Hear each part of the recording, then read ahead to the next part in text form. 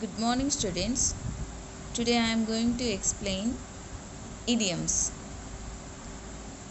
First of all, we have to know what is an idiom.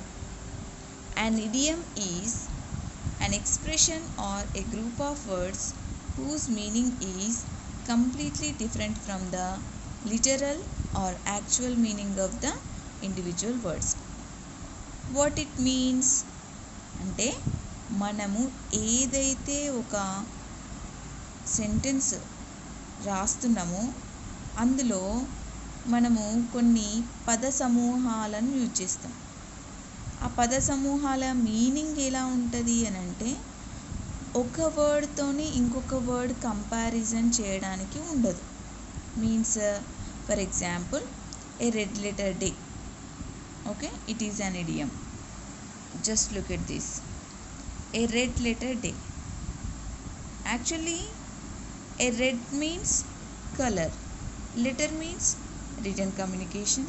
Day means period from midnight to following midnight. Okay. It is giving individual different meaning from the idiomatic meaning.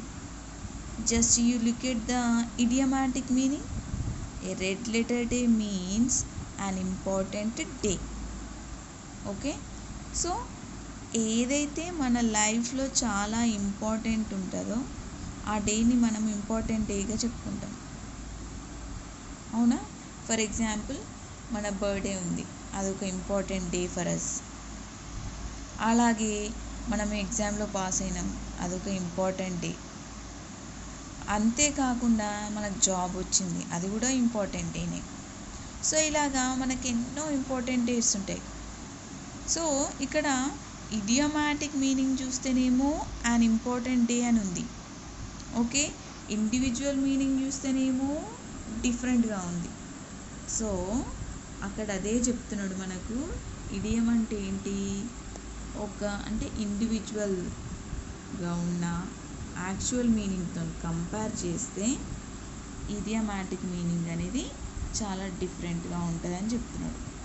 మరి ఎందుకు ఇవి ఇడియమ్స్ని ఎందుకు use చేయాలి అని అంటే, ఇది మన English మాట్లాడేటప్పుడు ఒక బ్యూటీని తీసుకొస్తుంది. ఇప్పుడు మన తెలుగులో ఎలాగైతే అలంకారాలు ఉంటాయో అలానే ఇడియమ్స్ అనేది మన ఇంగ్లీష్ భాషకు ఒక బ్యూటీని తీసుకొస్తాయి, అంతే. Okay, just look at the example for the a red letter day. My birthday is a red letter day in my life. Okay, just see the second example. See the second example. Kick the bucket.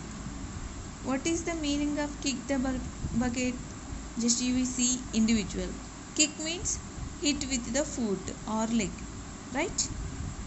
At the same time, you see the individual meaning of bucket. It is a material. It is a container. Okay, we used in the washrooms or outside to carry the water. Okay, so that is called bucket. It is different from the idiomatic meaning. What is idiomatic meaning? Passed away or died. Okay, for example, in our village someone has died. At the time we used that old man was kick the bucket. That old man was kick the bucket means అక్కడ ఒక పెద్ద మనిషి చనిపోయాడు అని చెప్పడం అన్నమాట. Okay, దాన్ని మనం ఇడియోమాటిక్ ఎట్లా యూజ్ చేస్తున్నాం? He kicked the bucket. The old man kicked the bucket అంటే అతను డిమైజ్ అయ్యాడు, అతను చనిపోయాడు అని చెప్పడం అన్నమాట. సో ఇడియమ్స్ అన్నీ కూడా చాలా డిఫరెంట్గా ఉంటాయి. మనం ఏంటంటే వాటిని కొంచెం ప్రాక్టీస్ చేస్తే వస్తుంది. ఓకే, ఇది మనకు 4 మార్క్స్ క్వశ్చన్ అమ్మ. Each idiom carries 1 mark. ప్రతి ఇడియంకి ఒక 1 మార్క్ ఉంటుంది.